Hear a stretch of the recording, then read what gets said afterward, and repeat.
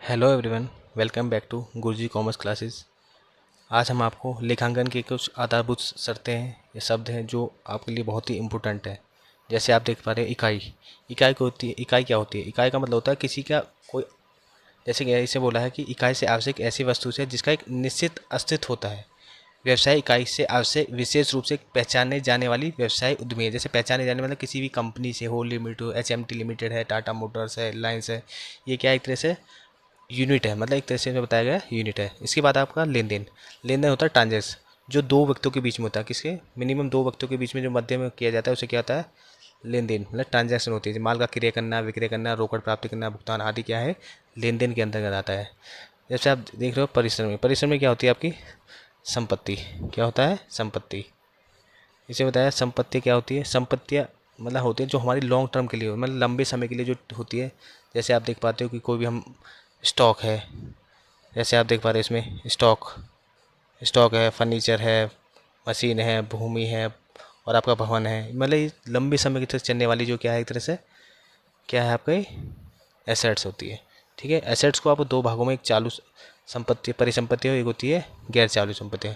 चालू संपत्तियाँ होती है जो क्या होता है, मतलब जो कुछ समय के बाद क्या हो जाती है, उसका क्या हो जाता है, हम मतलब आप अल्पकालीन अल्प समय के लिए होती है जिसको हम कभी भी उसको बेच सकते हैं। लेकिन कुछ गैर चालू होते हैं जो होते हैं लॉन्ग टर्म के लिए। जैसे आप देखते हो मशीन है, वो लंबे समय के लिए होती है। फर्नीचर होता है, मोटर गाड़ी होती है जो दीर्घकालीन के लिए उपयोग की जाती है। फिर होती है आपकी मूर्त संपत्तियाँ।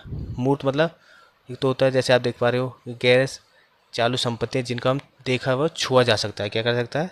देखा और छुआ जा सकता है। जैसे आप देख पा रहे हो इसमें लिखा है देखा और छुआ जा सकता है, अर्थात भौतिक अस्तित्व होता है। मतलब इनका भौतिक अस्तित्व मतलब होता है कि जैसे भूमि है, भूमि को आप देख सकते हो, छू सकते हो। भवन है, संयंत्र है, प्लांट है, मोटर से या क्या आपकी, इनको हम देख सकते हैं। लेकिन अमूर्त संपत्तियाँ वो होती है जिनको हम छू नहीं सकते, उनको बस हम महसूस करते हैं। जैसे आप देख पा रहे हो ख्याति है, ख्याति देखो इसमें, ख्याति है आपकी, गुडविल है, पेटेंट है आपकी, कॉपीराइट्स है। ये क्या होती है? इनको बस हम महसूस कर सकते हैं। व्यापारिक चिन्ह है आपका ये, तो इनको हम महसूस कर सकते हैं। ये क्या आपकी अमूर्त संपत्ति है। जैसे मैंने आपको अभी बताया था मूर्त संपत्ति और अमूर्त संपत्तियाँ। अब हम बताते हैं देयता है। देयता है मतलब लायबिलिटीज। मतलब लायबिलिटीज क्या होती है? जो व्यवसाय में स्वामी को छोड़कर भविष्य में जो भुगतान करना होता है। जैसे ऐसी कुछ ऐसी चीज़ें होती हैं जो लेनदार होते हैं। जैसे हम भविष्य में कुछ उधार लेते हैं या वस्तु का उधार क्रय करते हैं, उसके आधार पर में क्या होता है? लेनदार हो। जैसे हम देखते हैं बैंक से हम लोन लिया तो हमें क्या होता है? भविष्य में वो पे करना होता है, वापस देना होता है। जैसे बैंक अधिविकर्ष है, देय विपत्र है, लेनदार है, ओवरदत्त है, आदत ओवर आदत वह है। ये दीर्घ जो मतलब लंबे समय के लिए होती है, पर लेकिन उनको वापस देना होता है। फिर होता है इसमें दो भागों में बांटा गया है। एक तो है गैर चालू देय, मतलब होता है ऐसे जो एक वर्ष से अधिक के लिए होता है।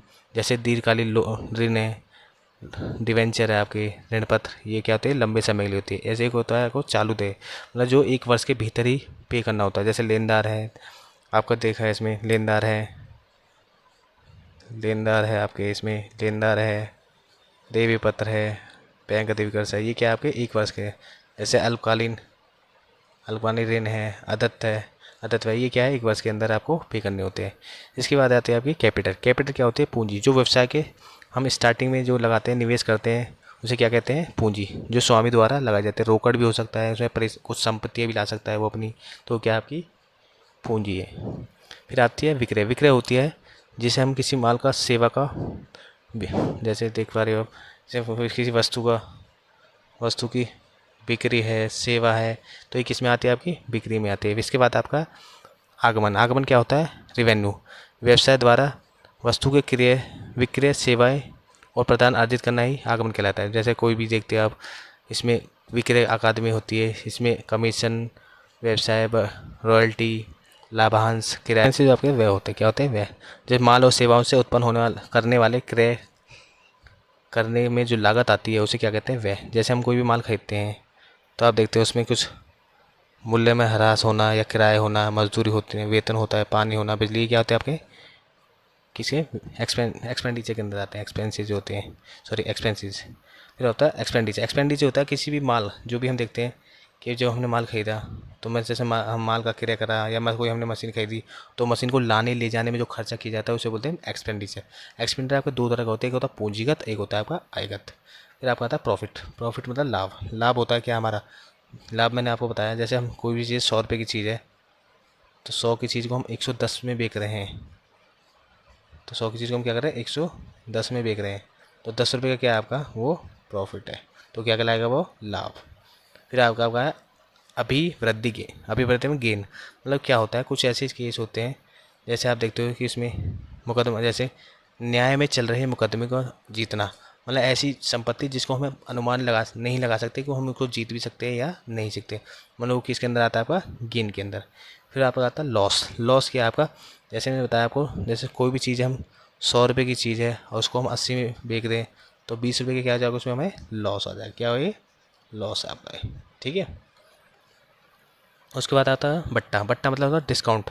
डिस्काउंट जैसे डिस्काउंट भी आपके दो तरह के होते हैं, एक होता है व्यापारिक बट्टा, एक होता है नगद बट्टा। व्यापारिक बट्टा क्या होता है, जैसे कोई भी चीज़ हम 100 रुपये की चीज़ है, तो हम 100 रुपये की चीज़ लेते हैं, 100 में हमें डिस्काउंट देने के बाद वो 95 बोल देगा, 95 बोल देगा।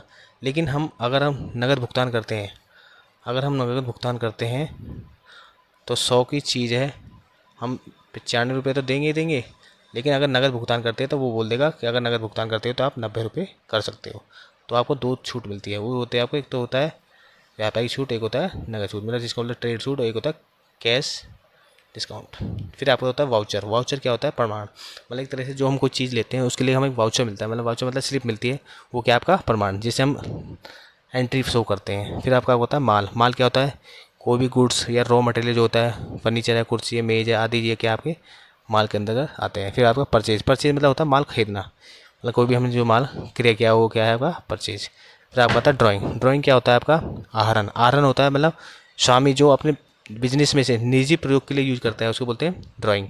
इसके बाद आपका स्टॉक। स्टॉक क्या होता है, जो कोई हम माल बेचते हैं, माल बेच के बिगड़ रह जाता है तो उसको बोलते हैं स्टॉक। फिर आपका होता है डेप्टर। डेप्टर क्या होता है, जो हम किसी को भविष्य में पैसे लेने होते हैं, तो वो होता है डेप्टर। और क्रेडिटर होता है जो आपको भविष्य में पैसे किसी को देने होते हैं। Thank you.